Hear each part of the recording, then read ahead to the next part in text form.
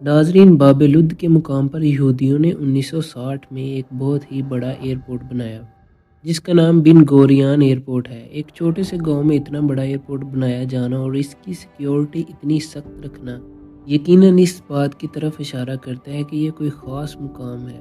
ناظرین، حیرت کی بات یہ ہے کہ اس ایئرپورٹ کا ایک ٹرمینل آج تک بند رکھا گیا ہے۔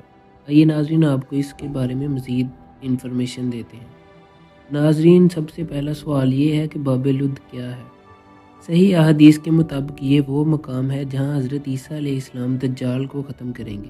ناظرین، باب لد کے مقام پر ایک انوکھی مسجد موجود ہے جو سلطان صلاح الدین ایوبی نے تیار کروائی تھی۔ باب لد مسجد پر آدھا چرچ اور آدھی مسجد واقع ہے۔ ایک ساتھ مسجد اور چرچ کی موجودگی اس لیے ہے کیونکہ مختلف ادوار میں یہاں کئی قوموں نے حکومت کی ہے۔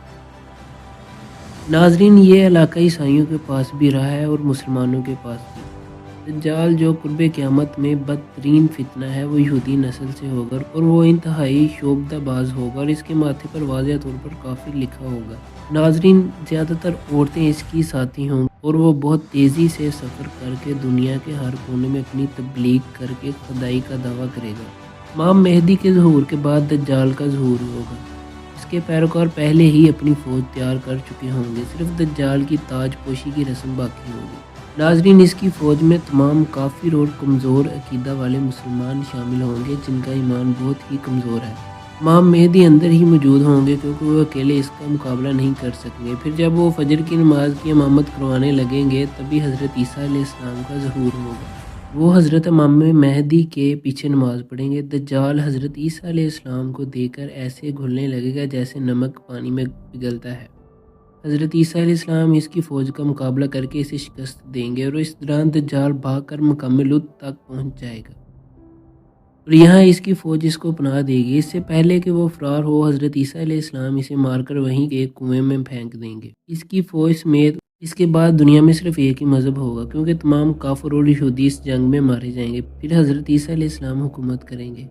یہودی تو ویسے ہی اس جنگ میں ختم ہو جائیں گے اور عیسائیوں سے حضرت عیسیٰ علیہ السلام یہ سوال کریں گے کہ میں نے کب تمہیں یہ کہا تھا کہ میں اللہ کا بیٹا ہوں۔ اس کے بعد جتنے بھی دنیا پر سوائے اسلام کے مذہب ہیں وہ سارے ہی ختم ہو جائیں گے۔ بین الاقوامی سطح پر اس کی اہمیت اس لیے زیادہ ہے کیونکہ یہاں ایک ہوائی اڈہ ہے جو برطانوی حکومت فوجی پروازوں کے لیے استعمال ہوتا ہے۔ ناظرین، 1948 میں یہودیوں کے قبضے میں آ جانے کے بعد یہ انہی کے پاس ہی ہے، لیکن یہ ایئرپورٹ کمرشل ہے۔ پرائیویٹ اور فوجی شعبات کے لیے 4 ٹرمینل اس میں موجود ہیں۔ ان 4 ٹرمینل میں سے صرف 3 ٹرمینل کا استعمال زیادہ کیا جاتا ہے اور ایک ٹرمینل کو ہمیشہ بند رکھا جاتا ہے۔ لیکن اس ٹرمینل کو بند رکھنے کی اصل وجہ کیا ہے؟ اور اس ایئرپورٹ کی سیکیورٹی اس قدر زیادہ ہے کہ یہ دنیا کا سب سے محفوظ مقام مانا جاتا ہے۔ یہاں پرندہ بھی پر نہیں مار سکتا۔ اتنی ساری سیکیورٹی اور ایک ٹرمینل کا آج تک بند رہنا اور 80% یہودیوں کا اسی مقام میں ہونا محض اتفاق نہیں ہو سکتا۔ نہیں، یہ یقیناً وہی مقام ہوگا جہاں دجال فرار ہونے کی کوشش کرے گا۔ کیا پتہ یہاں پر کیا چیز ہے، کون سا نیٹ ورک ہے وہ اپنے استعمال میں لانا چاہتا ہے اور خود کو یہاں پر لے جانا چاہے گا۔ حضرت عیسیٰ علیہ السلام اس کو ختم کر دیں گے اور انصاف قائم ہوگا۔ اس کے بعد حضرت عیسیٰ علیہ السلام کے ساتھ یہاں حکومت کریں گے۔ ناظرین، اللہ تعالیٰ سے دعا ہے کہ اللہ تعالیٰ ہمارے ایمان کو پختہ کرے اور ہمیں اور ہماری آنے والی نسلوں کو دجال سے محفوظ رکھے۔ ناظرین، نئے آنے والے دوستوں کو بہت ہی ویلکم۔ ہمارے چینل کو سبسکرائب کر لیجیے گا مزید انفارمیشن کے لیے۔ بہت ہی شکریہ۔ اللہ حافظ۔